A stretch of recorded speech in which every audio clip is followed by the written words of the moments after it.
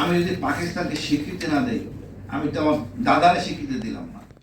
যদি সেই পাকিস্তানকে অস্বীকার করে ভুল, হয়তো ভুল হয়েছে আমাদের 71 সালে, আমরা সেটা আপোষ করে মুসলমান উম্মাহ হিসাবে আমরা আমাদের সামনে এগিয়ে যাব। আমাদের মনে রাখতে আমাদের বড় শত্রু ভারত। সাহেব এবং এই নেতাদের নাম বলি, প্রীতিলতা, ক্ষুদিরাম, ইনারা তো বঙ্গভঙ্গের বিপক্ষে ছিলেন, মুসলিম জনগণের বিপক্ষে ছিলেন। ভুল তথ্য আমরা ধারণ করি, এদেরকে আমরা হিরো বানাই, এরা গাদ্দার, এই বাংলার জনগণের গাদ্দার। রবীন্দ্রনাথের কথা শক্তভাবে বলতে পারি না। আজকে ভারতবর্ষ আমাদেরই শাসন করার কথা ছিল, তাই আমরা করতাম। যদি 1900 ওই আমাদের বঙ্গভঙ্গ এই আন্দোলন যে সলিমানার জন্য হয়েছিল, এবং এই শিক্ষিত জেনারেশন 47 আসার আগেই আমরা দেশটা স্বাধীন করতে পারতাম। আমাদের অবদান ছিল অনস্বীকার্য। কিন্তু দেখেন, এই রবীন্দ্রনাথ সাহেব এবং এই নেতাদের নাম বলি, প্রীতিলতা, ক্ষুদিরাম, ইনারা তো বঙ্গভঙ্গের বিপক্ষে ছিলেন, মুসলিম জনগণের বিপক্ষে ছিলেন। ভুল তথ্য আমরা ধারণ করি, এদেরকে আমরা হিরো বানাই, এরা গাদ্দার, এই বাংলার জনগণের গাদ্দার। আমরা এই এলাকা ছিল নির্যাতিত নিপীড়িত লোকজন, আমরা ছিলাম মূলত কৃষক, জমিদার ছিল হিন্দুরা।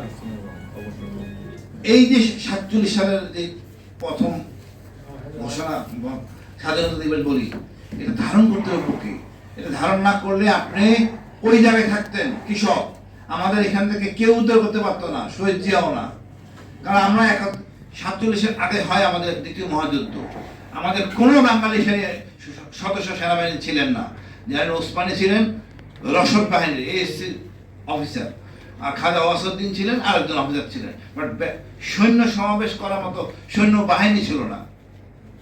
47 আসলে আমাদের কোনো বাঙালি সদস্য ছিল না, ছিল পাকিস্তানি। এই পাকিস্তানিরাই আমাদের পূর্ব বাংলাকে রক্ষা করছে, লজ্জা পাওয়ার কিছু নাই। ওরা জীবন দিয়ে রক্ষা করছে, ওরা 65 ওয়ার যুদ্ধ করে আমাদেরকে রক্ষা করছে। আমরা অনেক পরে, অর্থাৎ একে ফজলুল হক যখন আমাদের সেনাবাহিনীতে একবেলা ভাত দিলেন, তা আমরা রুটি খেয়ে অভ্যস্ত না, রুটি খেয়ে অভ্যস্ত। কিন্তু পাকিস্তান আর্মি, পৃথিবীর সব দেশের আর্মি রুটি খায়, আমরাই বাঙালি খাই না। উনি একমাত্র ব্যক্তি যে একবেলা রুটিতে ভাত দেওয়া হলো, তখন আমরা আর্মিতে ঢুকলাম। এটাতে কত বড় অবদান পাকিস্তানের জন্য। আর তারপরে পৃথিবীতে 65 ওয়ার, তখন অনেকের ধারণা ছিল বাঙালি কি যুদ্ধ করবে, পিছনে বেগে যাবে লক্ষণ সেনের মতো। বাঙালি 65 ওয়ার যুদ্ধ করে দেখা দিতে ভারতের ট্যাঙ্ক প্রতিহত করে দিচ্ছে, গর্বের সেটা ধারণ করে। বাঙালি এয়ারফোর্স অফিসার ছিল, পাকিস্তানের সেই খবর আছে, তার গর্বের সাথে ধারণ করে যে ইন্ডিয়ান জেট বিমানকে ধ্বংস করে। আমি যদি পাকিস্তানকে স্বীকৃতি না দেই, আমি তো আমার দাদারে স্বীকৃতি দিলাম না। পাকিস্তান যদি না হতো, পাকিস্তান যদি আমাদের আশেপাশে না থাকতো, ওই পাকিস্তানি বাহিনী বাংলাদেশে না থাকতো, আমরা তো হায়দ্রাবাদ, লজ্জা পাওয়ার তো কিছু নাই। আমাদের তো নিজস্ব বাহিনী ছিল না। পাকিস্তান বানালো ইপিআর, ওইখানে একই সমস্যা, 2 বেলা রুটি, ভাত করা হলে 1 বেলা, ইপিআর আসলো। আমরা আমাদের সৌম্য শক্তি ক্ষিপ্ত দেখাতে পারছি ভারতের সাথে। তো আমরা যদি সেই পাকিস্তানকে অস্বীকার করে ভুল, হয়তো ভুল হয়েছে আমাদের 71 সালে, আমরা সেটা আপোষ করে মুসলমান উম্মাহ হিসাবে আমরা আমাদের সামনে এগিয়ে যাব। আমাদের মনে রাখতে আমাদের বড় শত্রু ভারত, ভারতের আধিপত্যবাদ, এই অখণ্ড ভারতের চেতনা নিয়ে মিথ্যাচার, এখান থেকে বেরিয়ে আসতে হবে। আমাদের 71টা ছিনিয়ে নিতে ভারত, আমরা এই শত্রুটাকে চিনি, আমাদের সবার শত্রু ভারত। এই ভারত ছাড়া এই যে মনে করেন হাসিনা, এই এক ভারতের সেবাদাসী, আমরা যেখান থেকে বেরিয়ে না আসতে পারি, আমরা উঠতে পারবো না। এই জন্য আমাদের কোনো নেতাকে সৃষ্টি করতে হবে। এই এলাকা আইকন শেরে বাংলা একে ফজলুল হক, আমাদের নবাব সলিমুল্লাহ, এই দুজনকে ফেলে আমরা কোথাও যেতে পারবো না। এই লাহোর প্রস্তাব একে ফজলুল হক করেছিলেন 40 সালে। আমরা একে ফজলুল হক, দুইটাকে ধারণ না করে আমরা ধারণ করি রবীন্দ্রনাথ। এটা আমাদের জন্য লজ্জা। এখন সময় হয়েছে আমাদের ঘুরে দাঁড়াতে হবে। আমরা যদি 15ই আগস্ট না করতাম রে ভাই, তাহলে তো ওই শহীদ জিয়াও আসতেন না, খালেদাও আসতেন না, হাসিনাও আসতেন না। লাফালাফি করতে লাভ নাই।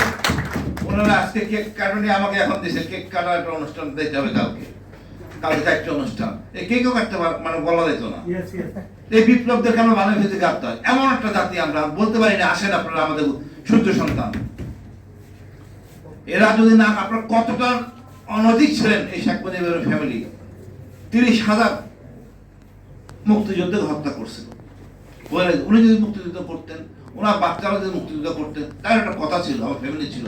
ওনার জামাই বড় মেয়ে, উনি সিএমইতে বাচ্চা প্রসব করতেন জয় সাহেবকে, আর জামাই চাকরি করতেন সরকারি চাকরি। ইনারা এখন স্বাধীনতার চেতনা ধারক বাহক সব তারা। মানে কিছুই বলার না, আমরা এমন জাতি, মানে আমরা আসলে আমাদের আসল নেতৃত্বকে আমরা শিখি না। যে ঘোষণা দেওয়ার কথা ছিল শেখ মুজিবুর রহমানের, উনি তো দেন নাই, আমাদের বিপদে ফেলে চলে গেছে। দেশের একজন মেজর, তাকে আমরা পাকিস্তানি চোর টোর বানিয়ে তার খেতাব পর্যন্ত নিয়ে নিয়েছে। এখন সময় হয়েছে শেখ মুজিবুর রহমানের বিচার করার, মরণোত্তর। উনি এই পুরা জাতিকে বিপদে ফেলছেন। উনি কেন মিথ্যাচার করলেন? 30 লাখ লোক মারা গেছে, 30 লাখ লোক তো মারা যায় নাই। মূল্যায়ন করেন না কেন? এখন সমস্যা কি? আমরা ইতিহাসটা সংরক্ষণ করি। সবশেষে বলবো, এই যে পাকিস্তান হয়েছে ভাই, একটা ফল আমরা কিন্তু সরাসরি পাইছি। জমিদারি কথা বিলুপ্ত হয়েছে। জমিদার কারা ছিলেন? হিন্দু ছিলেন। আমার বউ মেয়ে কি, আপনি উনি তো জুতা পর্যন্ত বলছেন, ছাতাও নিতে পারবেন না মাথায় ওনার বাড়ির সামনে দিয়ে গেলে। আপনি ক্লাসে পড়তে যাবেন, ধুতি বলে দিতে হবে। আমি শুক্রিয়া যে পাকিস্তান হইতে পারতো। পাকিস্তান এই প্রধান, আমাদের যে প্রধান স্বাধীনতা দিবস, এটা না হলে আমরা কোথায় যেতে আমরা জানি না। আমরা ইতিহাসকে স্মরণ করতে হবে। এটা যে ইতিহাসই থাকুক, আমাদের সকল ইতিহাস গর্বের ইতিহাস। পাকিস্তানও তার ইতিহাস স্মরণ করে লাহোর প্রস্তাব একে ফজলুল দিয়ে। আমরা লজ্জা পাই পাকিস্তান বলতে। সবচেয়ে বলবো, সময় শেষ। কথা বলার প্রায় অনেক কথা বলার ছিল, বাট অনেক কিছু শুনলাম, জানলাম। এই 6টা ছবি দেখলাম, আমি নিজে 4টা পার্সেন্ট 2টা বলতে পারিনি। এটা আমার জন্য লজ্জা, আমার সমাজের জন্য লজ্জা, সবার জন্য লজ্জা।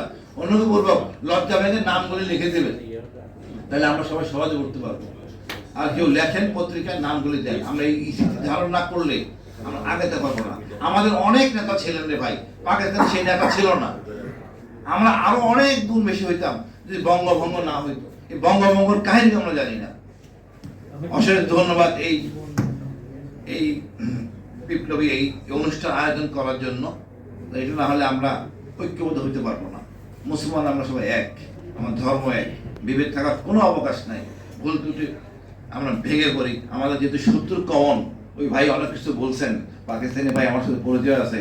আমি বলি 100টা জেট বিমান দেন, শত্রু যখন আছে একসাথে রাখেন আমার দেশে।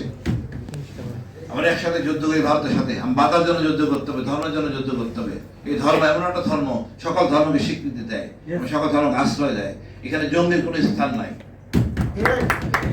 আজকে কথা বলতে পেরে ভালো লাগতেছে, অনেক শুনলাম। ধন্যবাদ আপনাদের সবাইকে।